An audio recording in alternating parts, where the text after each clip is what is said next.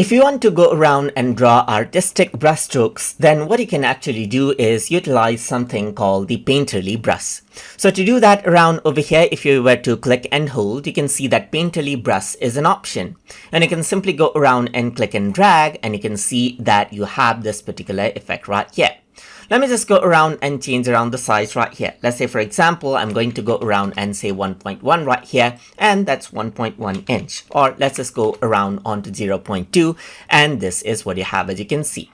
You can also go around over here, change the color by utilizing this color selection right here. Double click on it and then select out a color that you want, and that particular brush is there. You can go around and drag it out as well, and then make more brush strokes. You can go around and choose different types of brush, as you can see right here, and change around the size of the brush just like this as well right here. And this is what you have, as you can see right here.